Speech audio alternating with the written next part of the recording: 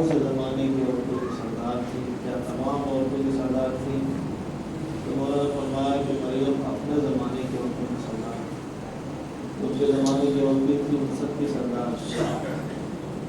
और ज़हरा के बारे में पूछा गया तो उन्होंने फरमाया कि ज़हरा तमाम आलमीन में अव्वल व आखिर जितनी भी औरतें सबकी सरदार, यानी जो मरियम और आसिया और खदीजा के सिलसिले में है कि तमाम औरतों की सरदार अपने ज़माने की हैं, जनाब सैयदा उन सरदारों की भी सरदार है। जनाब सैयदा के सिलसिले में ये जनाब मरियम का तस्करा हुआ मुख्तसर सा, और जनाब आसिया का जिक्र हुआ। आज में तस्करा जनाब ज़हरा तक पहुँचने के लिए ज़रूरी है कि उनकी वालिदा का भी तस्करा किया जाए, क्योंकि जनाब फातिमा ज़हरा की ज़िंदगी में एक बहुत बड़ा मसला और बहुत अहमियत लगता है, वो चीज़ अहमियत लगती है। और वो मरहला था जो मरहला बाल-ए-क़िदर के नाम से याद किया जाता है, उसका बहुत सारा ताल्लुक़ जनाब फ़ैज़ुल कुबरा की ज़ात-ए गिरामी से है। और जब तक जो है उनका तज़किरा ना होगा उस वक्त तक वो मसला सही तरीके से वाज़ेह नहीं हो पाएगा।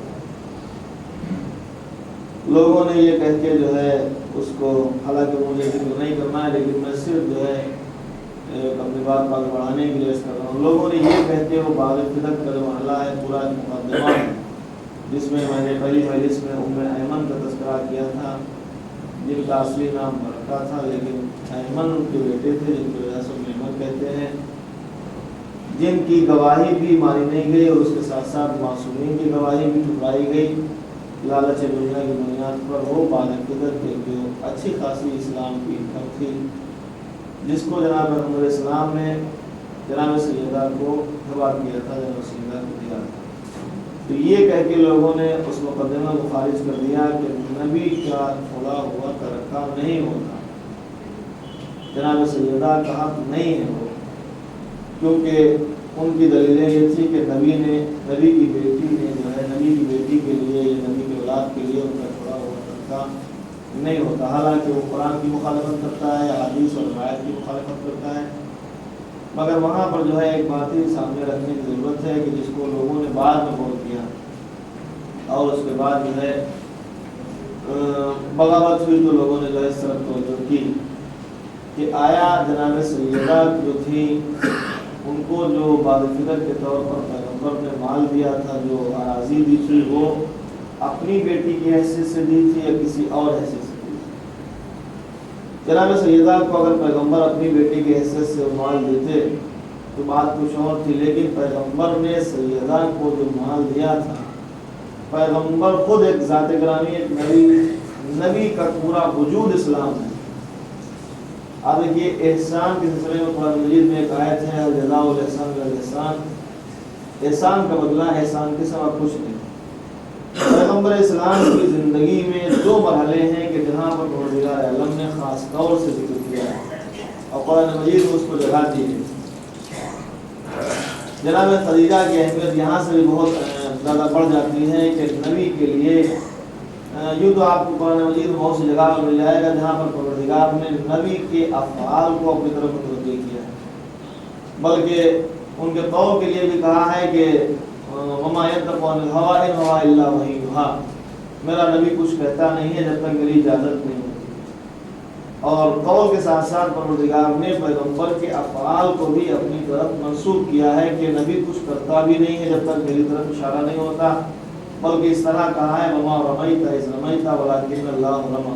आप मेरी बात को समझेंगे तो मैं आगे बढ़ सकूँगा, इसलिए कि ये बहुत अहम मरहला है कि जहाँ तक आपको करना है बड़ी मेहनत का काम भी है। और इतनी सारी मेहनत के बाद हम जहाँ तक पहुँचे हैं, जिस उन्वान के तहत हमें जिक्र करना है, और मेरी बात यहाँ से शुरू हुई थी कि अल्लाह की बारगाह में जो मुंतखब औरतें हैं उनकी वजूहात क्या हैं।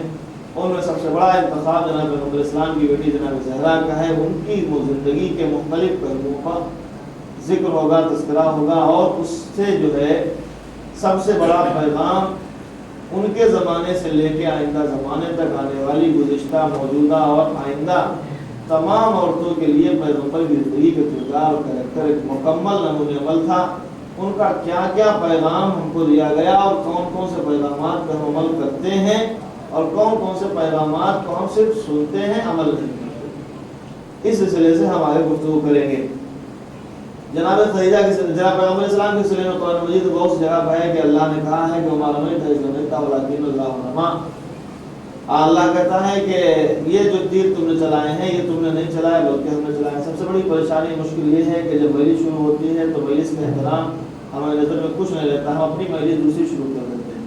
یا اپنی مجلس پڑھ لیجیے یا مجلس ہو جانے دیجیے۔ پلیز ایک صلوات بھیجیں محمد اللہم صلی علی محمد اور چونکہ آواز اتنی مطلب مائک کی اتنی کم رہتی ہے کہ مجھے سنائی دیتی ہے وہ مجلس، جب وہ مجلس سنائی دیتی ہے تو میرے دماغ میں جو ہے وہ احترام مجلس واجب ہے، احترام مجلس واجب ہے۔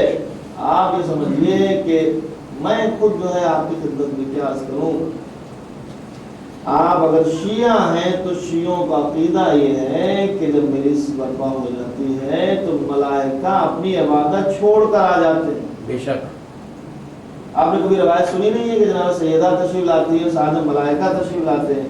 کوئی جگہ ایسی نہیں ہے جہاں مجلس ہو رہی ہے، چل جائے کہ آپ کو چند آدمی دکھائی دیں، بقیہ جو خلا ہے اس خلا میں کہیں نہ کہیں ملک موجود ہے۔ ملک کسے کہتے ہیں آپ جانتے ہیں؟ ملک وہ ہے کہ جس کو اللہ نے عبادت کے لیے پیدا کیا۔ اگر تسبیح کی عالم میں پیدا کیا تو قیامت تک تسبیح کرتا رہے گا، اور تسبیح عبادت الہی ہے۔ رکوع کے لیے پیدا کیا تو قیامت تک رکوع کرتا رہے گا، رکوع تسبیح الہی ہے۔ ملائکہ کی عبادت ہم سے افضل ہے یا ہماری عبادت سے افضل ہے؟ ہم تو اس لائق نہیں ہے کہ اس بارگاہ الہی میں کھڑے بھی ہو سکے۔ جب مجلس حسین کے نام پر اذن الہی سے ملائکہ عبادت چھوڑ کر بیٹھ سکتے ہیں تو پھر دعائیں چھوڑ کر یا اپنی گفتگو چھوڑ کر مجلس نہیں بیٹھتے؟ کیا وجہ ہے کہ اس طرح متوجہ نہیں ہے؟ ہم تو بڑا افسوس کے ساتھ کہتے ہیں کہ شیعہ بھی کہتے ہیں اور مجالس کے احترام بھی نہیں کرتے ہیں۔ صلوات بھیجیں اللہم صلی علی محمد چھوڑ کر آ گئے، زمین آسمان سے اتر گئے، یہاں آ گئے، ہم دو قدم بڑھ کے جو ہے مجلس کے لیے متوجہ نہیں ہوئے، صرف یہ کہ ٹرن ہونا ہے، خالی ادھر سے ادھر مڑ جانا ہے نہیں، ہم اپنی گفتگو شروع کی ہے، مسلسل چل رہی بات چل رہی، جتنی مولانا کی مجلس سے بات چل رہی اتنی ہماری بات چل رہی۔ کیا مطلب ہے؟ کچھ لوگوں کو جو ہے کہ یہ کہ ہم نے مجلس جو ہے مثلا ہم کراتے ہیں یا ہم نے جو انتظام کر دیا مجلس میں بہت بڑے جو ہے ثواب کے مستحق ہو گئے، کھڑے رہیں گے، بانکس کرتے رہیں گے، گفتگو کرتے رہیں گے، بات چیت کرتے رہیں گے، تمہاری بھی ذمہ داری ہے۔ ایسا نہیں ہے کوئی انسان کہیں کسی جگہ کا ذمہ دار ہو گیا، کسی موقع کا ذمہ دار ہو گیا تو یہ سمجھے کہ نہیں ہم نے فرض بچھا دیا تو ہمارے پر ذمہ داری سب نہیں۔ جتنی ذمہ داری چار بزرگوں کی ہے اتنی ذمہ داری آپ کی ہے، آپ کا من آپ کے ساتھ ہے۔ نہیں آپ سمجھتے ہیں کہ ہم کرسی لگا کے نیچے بیٹھ گفتگو کرتے رہیں گے اور ہمیں ثواب مل جائے گا، نہیں ملنے والا۔ یہ ہم لکھ کے دیتے ہیں کہ مجلس میں فرش عزا پر بیٹھنے کا ثواب ہے، فرش عزا پر آنے کا ثواب ہے، بچھانے کا ثواب ہے، سننے کا ثواب ہے۔ ایسا نہیں کہ فرش عزا بچھا ہوا ہے آپ باہر چلو مجلس سننے کو، مجلس سننے کا کوئی مطلب نہیں۔ بہت سارے سن رہے ہیں مجلس سننے ہونے میں، آپ بھی شامل ہیں۔ صلوات بھیجیں محمد اللہم صلی علی محمد۔ افسوس کی بات ہے یہ کہنا پڑتا ہے۔ بہرحال میں معذرت چاہتا ہوں، میں جو ہے اندر جو بات گلتے میں اس طرح کہتا ہوں، رکھتا نہیں چونکہ وہ ایک بہت بڑی سویزن کی بات ہے جو حرام ہے، وہ رکھتا نہیں۔ بہرحال میرے کان تک آواز ٹکراتی ہے تو مجھے بھی ساتھ ایک اور سلام لے لوں۔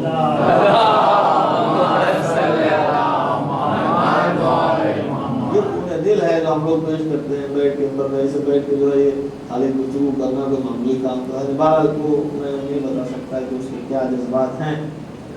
یہ ایک سمجھیے کہ بہت بڑا انعام ہے ہمارے یہاں۔ ناکامی کی وجہ کیا ہے؟ کیونکہ موضوع نہ بدل جائے اس لیے میں جو ہے ڈرتا ہوں۔ ناکامی کی وجہ کیا جانتے ہیں؟ ہمارے ناکامی کی وجہ یہ ہے کہ ہمارا کوئی کام پری پلان نہیں ہوتا۔ ہر کام میں ہم جو ہے جلد بازی میں لگے رہتے ہیں۔ جناب سیدہ کا ذکر ہو رہا، میں ایک واقعہ ذکر کر کے آگے بڑھتا ہوں۔ جناب فاطمہ زہرا صلوات اللہ علیہا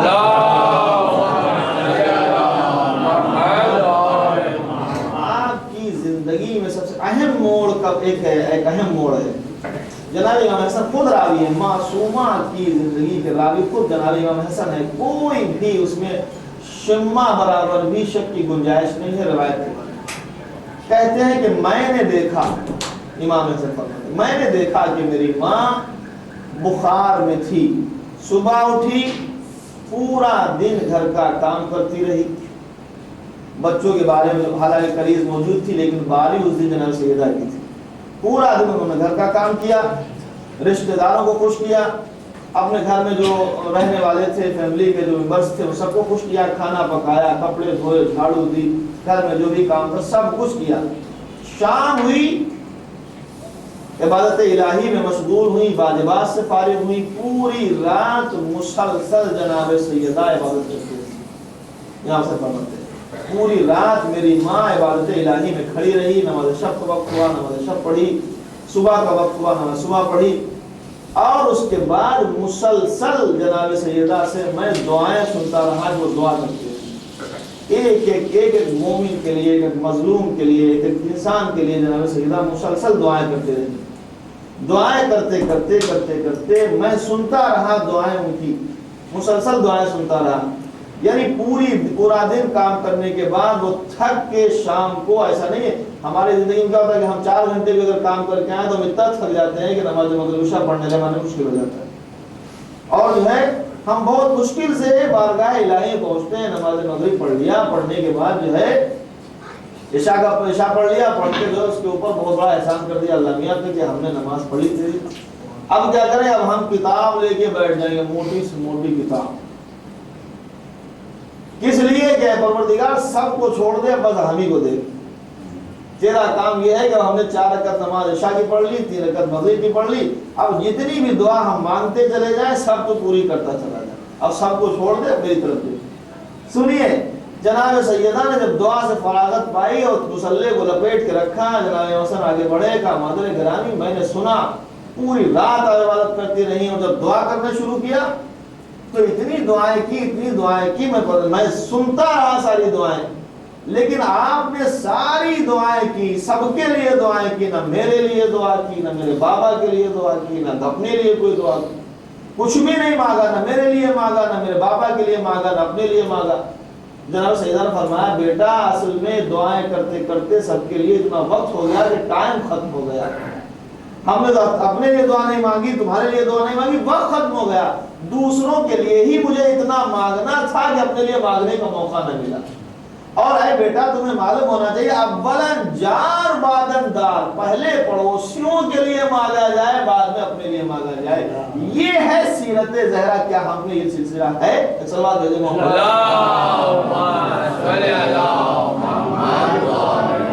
परवरदिगार की बारगाह में, ये तो हमें एक तो मौका ही नहीं मिलता, फुर्सत नहीं मिलती है, तो फिर बस उसके बाद हमने बैठ के सारा काम छोड़ के खुदा की तरफ, हमारी मर्जी होती है जब वो हमारी तरफ मुतवज्जो हो जाए और जो हम कहते रहे नहीं करते रहे, ये तरीके दुआ नहीं है।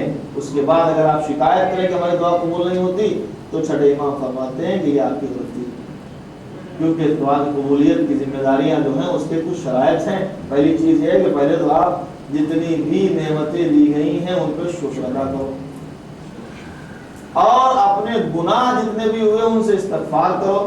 उसके बाद जब दुआएं शुरू करो तो फिर जो है सिलसिला यहाँ से शुरू ना हो, यहाँ से शुरू हो, इधर से रिश्तेदार नातेदार सब पहले मोमिनीन के लिए दुआ करो, अगर कुछ बच जाए तो खुद अपने लिए दुआ, और अगर नहीं बचा है तो जो मोमिन के लिए दुआ की है तुम्हारे जरिए से उसके लिए दुआ कबूल होगी, उसके जरिए से तुम्हारे लिए दुआ कबूल होगी। एक सलवात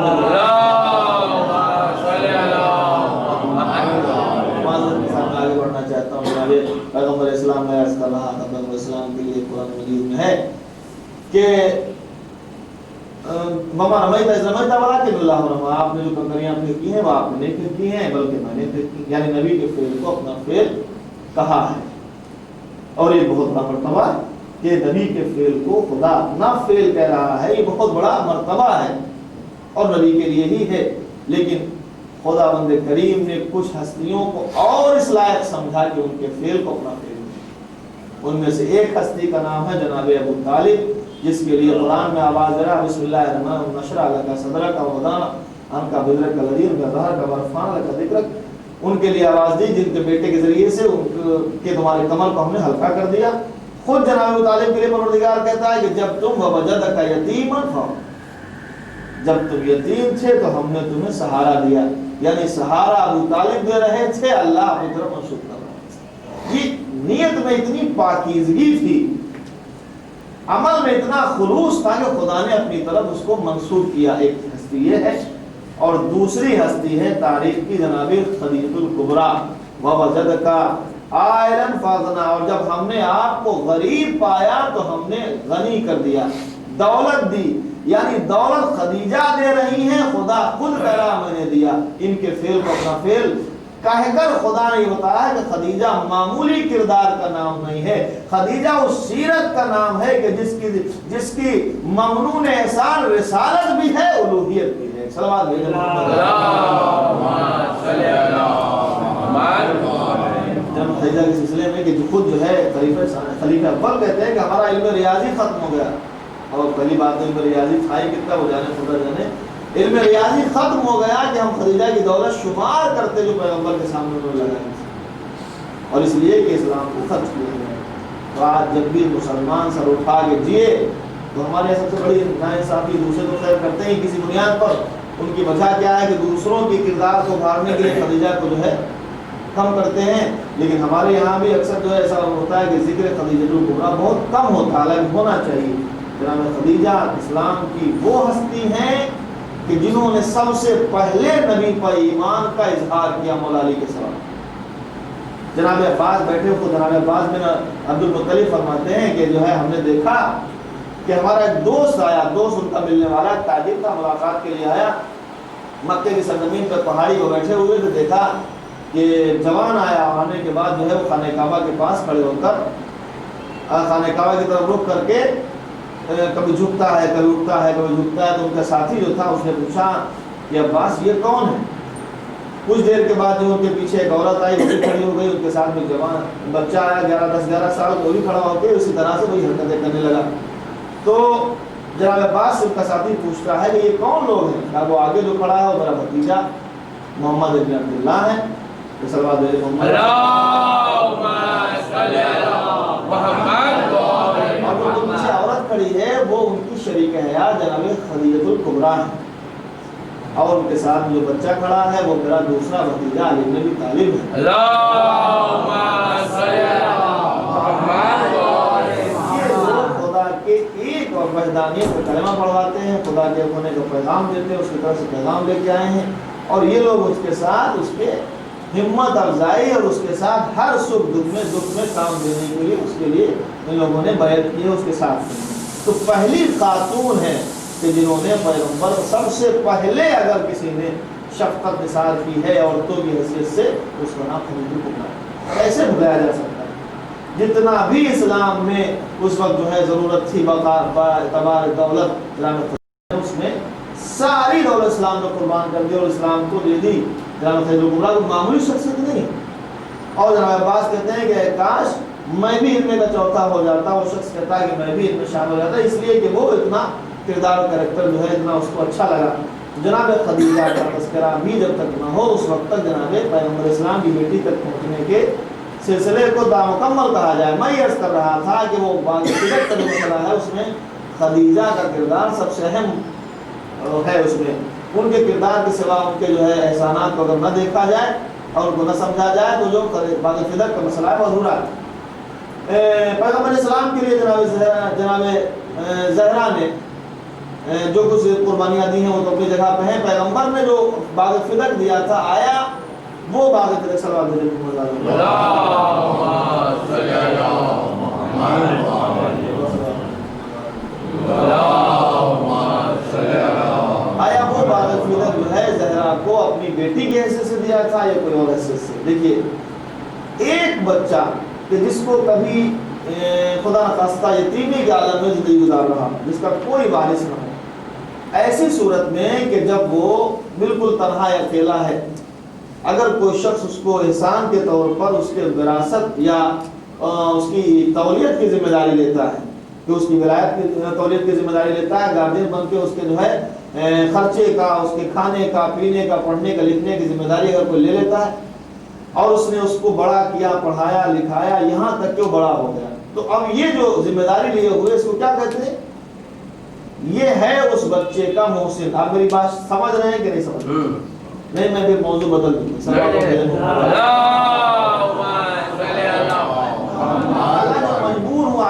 پڑھنے کے لیے یہ تذکرہ کرنے کو، اس لیے کہ اس ذکر کو اگر نہیں کیا جائے گا تو آگے جو مجھے پڑھنا ہے 2-3 مجلسیں جو باقی ہیں، 4 مجلسیں، ان میں جو مجھے زہرا کا تذکرہ کرنا ہے اس میں ان چیزوں کا بہت اہمیت رکھی، یہ چیزیں اہمیت رکھی ہیں، یہ چیزیں بہت ضروری ہیں۔ جناب پیغمبر اسلام کی زندگی میں دیکھیں، جب وہ بچہ بڑا ہوا، جس نے اس کے اوپر احسان کیا اسے محسن کہتے ہیں۔ جب بچہ بڑا ہو گیا، اس لائق ہوا کہ اب وہ پڑھ گیا، لکھ گیا، اس نے جو ہے اپنے پیروں پر کھڑے ہونے کی سوچی اور جا کے وہ سروس کرنے لگا، کہیں اس کو نوکری مل گئی۔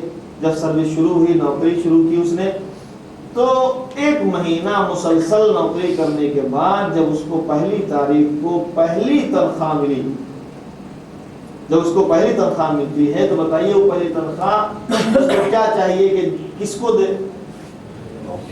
اگر وہ احسان فراموش نہیں ہے تو پہلے سب سے لاتا ہے محسن کے پاس۔ کس کے پاس؟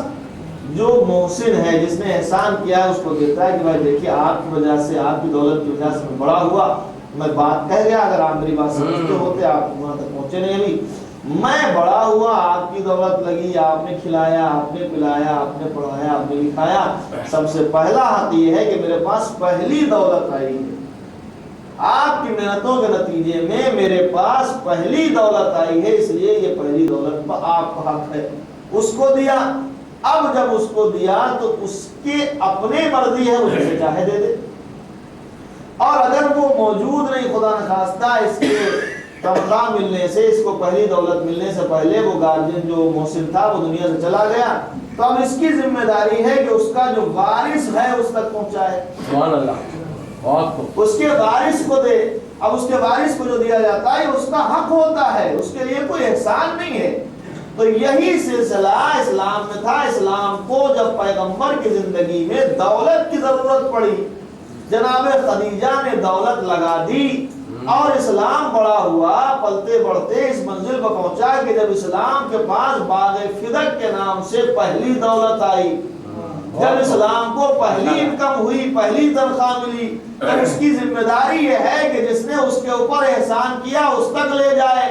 پیغمبر کے پاس جب وہ دولت آئی تو نبی نے اپنی بیٹی سیدہ کو وہ باغ فدق نہیں دیا تھا، بلکہ فاطمہ کو خدیجہ کی بیٹی سمجھتے ہوئے وہ دولت سوا دی۔ اللہم صلی اللہ محمد و آل محمد۔ اس لیے زہرا کا مکمل حق بنتا تھا کہ وہ چیز ہے وہ ان کا حق ہو اور ان کو وہ ملے۔ جناب فیض الکبریٰ کی زندگی میں خاص طور سے یہی ہے کہ انہوں نے اپنی زندگی میں کتنے مراحل کہ دیکھیں، جو ملکۃ العرب جناب خدیجہ کو 2 لقب کافر و مشرکین کی طرف سے ملے تھے، جو اس وقت مکے میں لوگ رہتے تھے۔ ایک لقب تھا طاہرہ یعنی پاکیزہ، ایک لقب تھا سیدہ یعنی سردار۔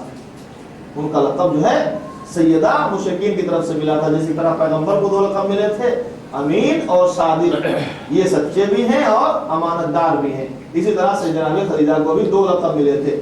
خدیجہ ملکۃ العرب کہی جاتی تھی، یعنی عرب کی ملکہ تھی۔ تجارت میں ان کے چاروں طرف ڈنکے بجتے تھے۔ ادھر بھی دیکھیے خدیجہ کا مال ہی تجارت میں جایا کرتا تھا۔ ظہیر اتنی تھی، ان کا سلسلہ جو ہے جناب فاطمہ بنت اسد کے سلسلے سے ملتا ہے، یہ اسی خاندان سے تھی۔ ظہیر اتنی تھی کہ خود اپنے پردہ نشین ہوتے ہوئے بھی ان کا مال تجارت جو ہے بازاروں میں رہا کرتا تھا غلاموں کے ذریعے سے۔ دھیرے دھیرے جناب پیغمبر اسلام کی زندگی میں آنے سے پہلے جناب خدیجہ نے خواب میں دیکھا تھا، وہ خواب یہ دیکھا تھا کہ ایک نور کا ٹکڑا آسمان سے گرا ہے، چلا ہے اور ہمارے آنگن میں آ کے اتر گیا۔ اور اس کے بعد جو ہے اس خواب کو دیکھ کر انہوں نے اپنے چچا بھائی ورقہ سے جو ہے اس کا تذکرہ کیا کہ میں نے جو ہے یہ خواب دیکھا ہے، اس طرح کا خواب دیکھا ہے، اس میں حیران ہوں، اس کا کیا مطلب ہے، اس کے کیا جو ہے تعبیر ہے۔ تو انہوں نے کہا کہ قریب خدا کی طرف سے ایک نبی آنے والا ہے جو اعلان نبوت کرے گا، اور نور تمہارے آنگن میں جو اترا ہے اس کا مطلب یہ ہے کہ تم اس کی شریک حیات بنو گی۔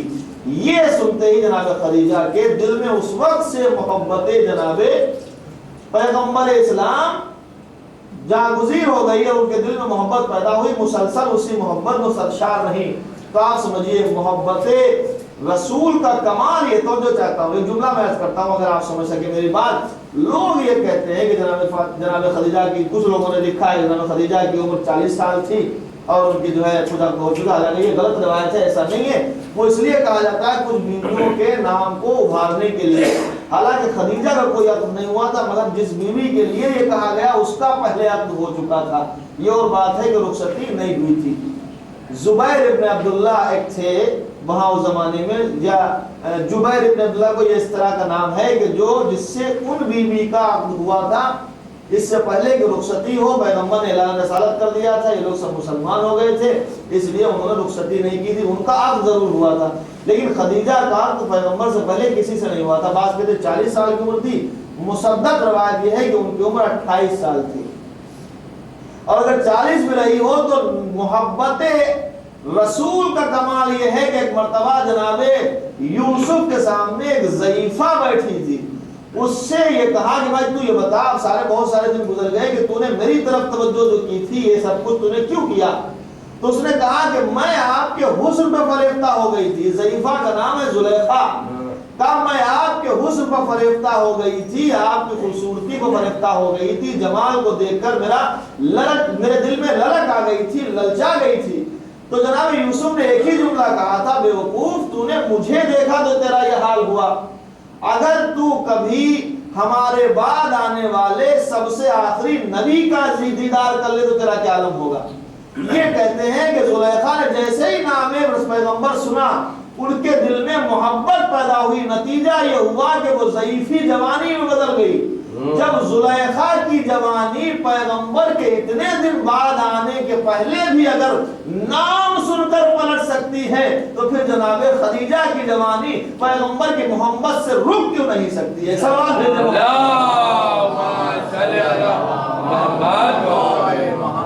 انہوں نے صرف نام سنا، جو ہے ان کو تعبیر بتائی گئی کہ نبی آنے والا ہے اور اس کی جو ہے شادی تم سے ہوگی، تب سے وہ نبی کی تلاش میں ہیں، ان پتھروں میں وہ ہیرا ڈھونڈ رہی ہیں، مسلسل اسی تلاش میں۔ ایک موقع وہ آیا کہ جب جناب پیغمبر اسلام نے ان کے مال تجارت کو لے جانے کا وعدہ کیا اور ذمہ داری لی، جناب ابو طالب کے ذریعے سے پیغام آیا تو خوشی خوشی جناب خدیجہ نے اپنا اکثر مال پیغمبر کے حوالے کر دیا اور اپنے غلام کو کے ساتھ جس کا نام میسرہ تھا، اور اس سے کہا کہ دیکھو جدھر جدھر جانا، جہاں جہاں جانا، وہاں وہاں جاتے جاتے تم جو ہے دیکھتے رہنا کہ نبی سے کون سی چیزیں جو ہے صادر ہو رہی ہیں۔ اب بھی اگر دنیا نہ سمجھے کہ جناب خدیجہ کب ایمان لائی تھی تو پھر اب اور کون سمجھے؟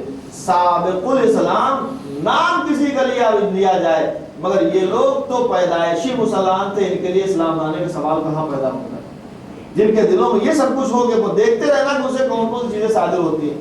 پیغمبر اسلام گئے سفر میں شام کی طرف، ان کے مال تجارت کو لے کے گئے، پہلے ہی تجارت میں انہیں بہت زیادہ فائدہ ہوا، اور اس کے بعد جو ہے میسرہ نے آ کے جو پیغامات سنائے، جو معجزے بیان کیے، اس کا میرا مقصد نہیں ہے، موضوع بھی نہیں ہے، وہ معجزے سن کے جناب خدیجہ کے دل میں اور للک پیدا ہوئی، انہوں نے جو ہے اپنے بھائی یا چچا جو ہے اس کے ذریعے سے جناب پیغمبر اسلام کے پاس یا ابو طالب کے پاس پیغام بھیجا کہ اس طرح کا ہمارا یہ ارادہ ہے۔ اس کے بعد جو ہے اس ارادے کو جناب ابو طالب کو جو معلوم ہوا تو ابو طالب نے جو طریقہ ہوتا ہے اس طریقے سے کچھ بنی ہاشم کو لے کے پیغمبر کے لیے شریک حیات تلاش کرنے کے لیے جناب خدیجہ کے یہاں پہنچے۔ جناب خدیجہ نے اس سے پہلے کہ وہ لوگ جائیں اپنی رضامندی ظاہر کر، جبکہ اس سے پہلے کئی رشتے ایسے آئے تھے کہ جس سے خدیجہ نے رضامندی ظاہر نہیں کی تھی۔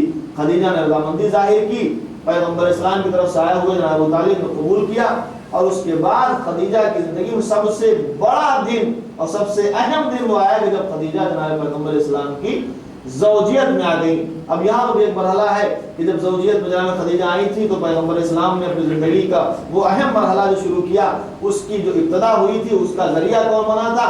کہ اس کا ذریعہ بھی ابو طالب بنے تھے، جنہوں نے مہر رسول دیا، اور رسول کے جو ہے عقد خوانی کے سلسلے میں پیغمبر نے جو ہے ان کو منتخب کیا کہ ابو طالب ہی ہمارا نکاح پڑھیں گے۔ تو اب آپ خود اندازہ لگائیں جو شخص نبی کا نکاح پڑھ رہا ہو اس کے ایمان کی دلیل اور علم کی دلیل کیا ہے؟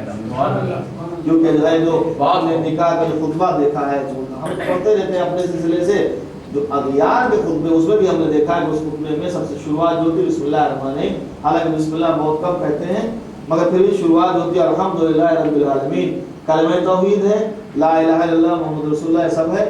اگر وہی خطبہ ابو طالب نے پڑھا تھا جو خطبہ آج نکاحوں میں پڑھا جاتا ہے، اگر وہی خطبہ رکھ لیجیے ابو طالب نے پڑھا تھا تو پہلا لفظ کیا الحمدللہ رب العالمین، حالانکہ خطبہ ابو طالب پورا موجود ہے جو نکاح ہے جناب پیغمبر صلی اللہ علیہ وسلم پڑھا تھا بسم اللہ الرحمن الرحیم الحمدللہ رب العالمین۔ بسم اللہ قرآن مجید کی پہلی آیت ہے، الحمدللہ رب العالمین قرآن مجید کی دوسری آیت ہے۔ قرآن کا معنی شروع ہوا اعلان رسالت کے بعد، خطبہ کب پڑھا گیا؟ اعلان رسالت سے تقریباً 15 سال پہلے، توجہ چاہتا ہوں آپ، 15 سال پہلے یعنی 25 سال کے پیغمبر جب تھے تب ان کی شادی ہوئی، اور جب جو سورہ آنے شروع ہوئے قرآن آنا شروع ہوا تو 40 سال کی عمر ہو چکی تھی۔ 15 سال پہلے نزول قرآن سے پہلے 15 سال جناب ابو طالب نے قرآن کی پہلی آیت اور دوسری آیت پڑھی۔ تو آپ بتائیے دو ہی باتیں ہو سکتی، یا تو یہ کہیے کہ لوح محفوظ پر ابو طالب نے مطالعہ کر لیا تھا کہ قرآن میں کیا لکھا ہے، یا پھر یہ کہیے کہ ابو طالب کہتے جاتے تھے قرآن بنتا جاتا تھا۔ جواب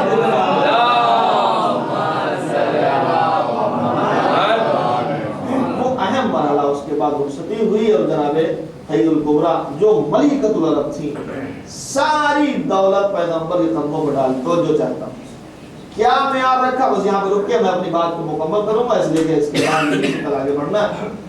کیا معیار رکھا؟ معیار یہ رکھا جو ابتدائی جناب پیغمبر اسلام کی سے شادی کیا جناب خدیجہ ملکۃ العرب کوئی معمولی شخصیت نہیں تھی۔ روایتوں میں یہ ہے کہ ان کے خزانوں کی چابیاں جو ہے وہ اونٹوں پہ چلا کرتی، اونٹوں پہ چلا کرتی تھی، اتنا خزانہ ان کے پاس دولت تھی جو ان کے مال تجارت سے کمائی گئی۔ وہی وہ بیوی ہیں کہ جنہوں نے اپنی دولت کو اسلام پر خرچ کر کے خمس کی بنیاد رکھی، جنہوں نے سب سے پہلے یہ سلسلہ رکھا ہے وہ ہے جناب خدیجہ الکبریٰ بیویوں میں۔ اور یوں تو خمس کی بنیاد جناب عبد المطلب پہلے رکھ چکے تھے، لیکن عورتوں میں انہوں نے پہلے سب سے یہ کام شروع کیا۔ ان کا کوئی معمولی سلسلہ نہیں، انہوں نے معیار جو شادی کا رکھا وہ کیا چنا؟ ایمانداری، تقوی، پرہیزگاری۔ تو پیغمبر سے زیادہ ایماندار کون ہو سکتا ہے، جنہیں کافرین و مشرکین بھی امین کہتے تھے۔ اور ممکن ہے کہ یار سوال ہو کہ خدیجہ جو ہے پیغمبر کی ایمانداری کی بات کرتے ہو تو نبی تھے۔ آج کے زمانے میں یا پیغمبر کی حیات میں غیر معصومین کی زندگیاں بھی اسی طرح گزری ہیں۔ کچھ ہستیاں ایسی اور ہیں، کچھ عورتیں ایسی اور ہیں۔ ہمارے یہاں جب کوئی شادی بیاہ ہوتا ہے تو معیار کا رکھا جاتا ہے کہ لڑکا کتنا کماتا ہے، اس کی سورس آف انکم کیا ہے۔ یہ ہماری نیت ہوتی ہے کہ جو ہے ہماری لڑکی جو جائے گی اس کو جو ہے وہ کماتا کیا ہے، کھاتا کیا، اس کے پاس گھر ہے کہ نہیں، اس کے پاس گاڑی ہے کہ نہیں، اس کے پاس بنگلہ ہے کہ نہیں۔ جیسے جیسے ہماری حیثیت ہے ویسے ہی ہم تلاش کرتے ڈھونڈتے ہیں کہ ویسا ملے۔ اور آپ سمجھیے گا میں خواہش کروں گا یہ میری بات ریکارڈ تو ہو ہی رہی ہے، ان لوگوں تک پہنچایا جائے جو یہاں موجود نہیں ہے۔ مرد تو موجود ہے ماشاءاللہ، باپ تو موجود ہے، مائیں موجود نہیں، ان تک میری بات پہنچائی جائے۔ بہت ساری خرابیاں ہمارے معاشرے میں ازدواجی زندگی میں ماؤں کی وجہ سے۔ آپ دیکھیے ماں کے پاس شادی شدہ بیٹی بیٹھی ہے، کبھی بھی ماں نے پیار سے ان لوگوں کے بارے میں جن کے درمیان وہ رہتی ہے، جن کے درمیان سے رہنا ہے، کبھی بھی پیار سے ان کی محبت کی باتیں نہیں کی۔ بہت کم ماں ایسی ہیں کہ جو ساس کی بڑی اچھائیاں بیان کرتی ہیں، بہت اچھی ہیں، جو گھر میں جو ہے نند کی اس کی بڑی اچھائیاں بیان کرتی ہیں، بہت اچھی، لیکن ہمیشہ جو ہے بیٹھنے والی بیٹی کو کیا سکھاتی؟ یہ کرنا تو تمہاری حکومت ہو جائے گی، یہ کرنا تو تمہاری حکومت ہو جائے گی، اس طرح کرنا تمہاری۔ اس سے کیا ہوتا ہے؟ اس سے کبھی گھر بنتے نہیں، ہمیشہ بگڑتے۔ یعنی بچپن سے لے کر میں پھر یہ کہوں گا کہ جو بیٹی ہے اس کے دماغ میں کیا ہوتا ہے، جب کبھی کوئی شامت ہوتی ہے تو ماں بھی بھائی بھی جو بھی ہیں سب وہ کہتے ہیں کہ اچھا یہاں عائش کر لو، سسرال جاؤ گے تو پتہ چلے گا۔ اماں کو جب ستاتی ہے تو بیٹی سے ماں یہی کہتی ہے کہ اچھا میں تو ماں ہوں، میں سہ لیتی ہوں، لیکن ساس کے سامنے جب جاؤ گے نا تب تمہارا ایک ایک جو ہے حساب ہو جائے گا۔ تو اس کے دماغ میں بچپن سے وہ ساس ہوا ہوگی، اس کو ماں نے جو ہے مسلسل اس کو سکھایا، بھائیوں نے سکھایا۔ جب کبھی دوستوں میں بیٹھی تب اپنے ساتھیوں میں سہیلیوں میں جو بیٹھی تو ان میں بھی یہی بات ہے، ساس کے بارے میں اس کے دماغ میں ہوا بھر دیا۔ اور ادھر ساس جو تیار بیٹھی ہے، بیٹے کو جو جنم دیا اس نے، اس کو پیدا کیا اور بڑا کر رہی ہے، جب جو ہے اس کی بیٹی سے کبھی گفتگو ہوتی ہے، بیٹی کبھی ناراض ہوتی ہے تو کہتی ہے اچھا میں تو بٹیا ہوں، مجھے کچھ بھی کہہ لو۔ बहू आएगी तो तुम्हारा समझ में आएगा, उसके दिमाग में ये भरा जाना। बेटा भी यही ताना देता है, बेटी भी यही ताना देती है, शौहर भी यही ताना देता है, अच्छा है बच्चों को तो रोज जमाती हो, जब बहू आएगी तब फिर तुम्हारी एक भी चलने वाली नहीं। उसके दिमाग में बहू हवा हो गई, इधर भी हवा उधर भी हवा, जब दो हवा मिले तो फिर कौवे नहीं उड़े तो फिर क्या होगा।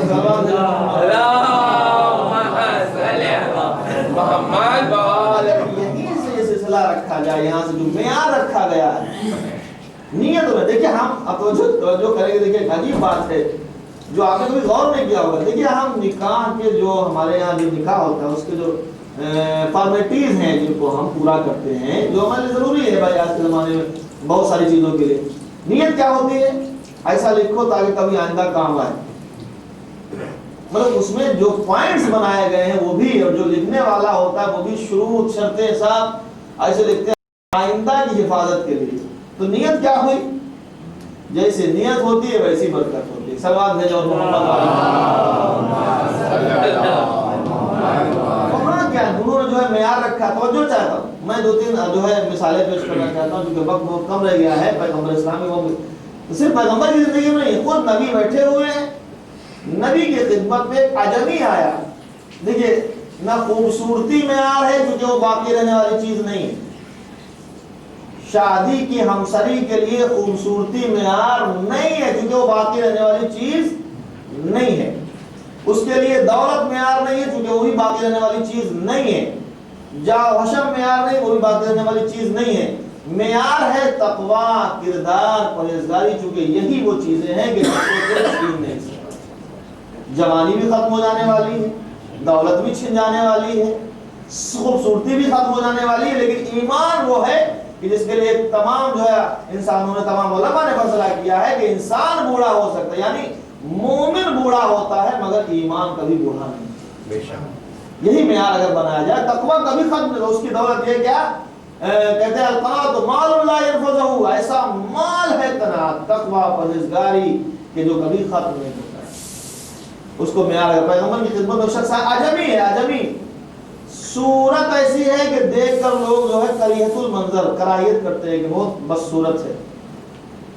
नाम उनका है जुएबर, जो पैगंबर की खिदमत में आए, ये नबी की खिदमत में आए, उन्होंने इस्लाम कबूल किया। कद इतना है कि बहुत छोटे, ठिंगने कद के हैं, कद के हिसाब से भी छोटे हैं, सूरत भी बड़ी करीहतुल मंजर है, देखते हुए लोग कराहियत करते हैं। चेहरा जो है, रंग जो है वो भी सियाह है, जबान भी साफ नहीं है। ये सब उनमें खराबियां हैं जो इंसानों की नजर में होती हैं। इस्लाम कबूल कर लिया, इस्लाम जो है वो करीहतुल मंजरी को भी खत्म कर देता है। इस्लाम वो नूर है कि जो चेहरे की कालेपन को भी खत्म कर देता है। इस्लाम वो दौलत है जो इंसान की गुर्बत को भी खत्म कर देता है।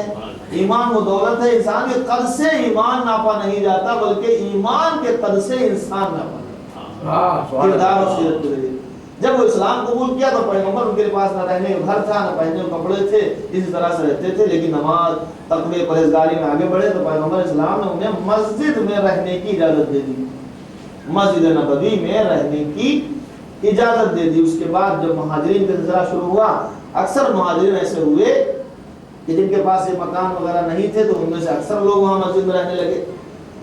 और उस जमाने में पैगंबर को हुक्म हुआ कि जितने भी जो दरवाजे मस्जिद की तरफ खुले हैं सारे दरवाजे बंद कर दिए जाएं। ये सिलसिला बाद में आएगा।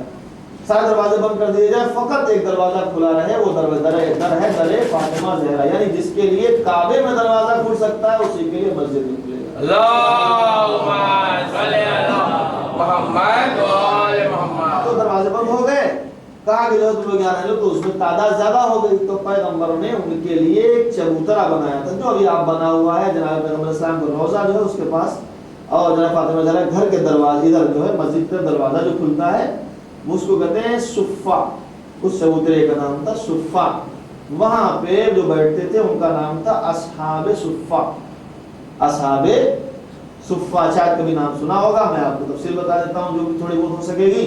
अस्हाबे सुफ़ा वो लोग थे कि जो गरीब मुसलमान, जिनके पास रहने के लिए घर नहीं, पहनने के लिए कपड़ा नहीं, खाने के लिए खाना नहीं, कोई उनका रिश्तेदार नातेदार इधर उधर नहीं था।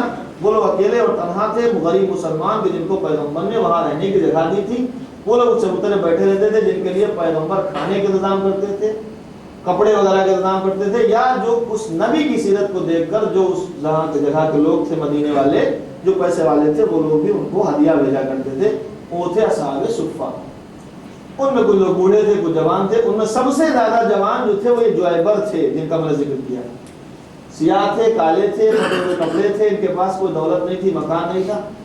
ये जब जो है रहने लगे वहां, तो पैगंबर ने एक दिन से कहा कि आप शादी क्यों नहीं कर लेते? तो जो चाहता हूँ कहा आप शादी कर लीजिए। तो उन्होंने कहा कि नबी अल्लाह क्या मजाक करते हैं, हम काले इंसान से कौन शादी करेगा? कोई औरत हमसे तैयार होगी? ना हमारे पास दौलत है, ना हमारे पास कपड़ा है, ना हमारे पास जो है रहने को मकान है, हमारे से शादी कौन करेगा? तो पैगंबर ने कहा कि मैं कहता हूँ फला के यहाँ जाओ।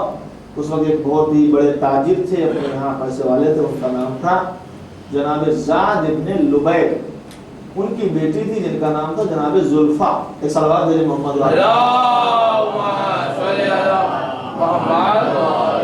ज़ाद इब्न लुबैद के पास जाओ, जाने के बाद मेरा सलाम कहना मुझे नबी अल्लाह ने भेजा है।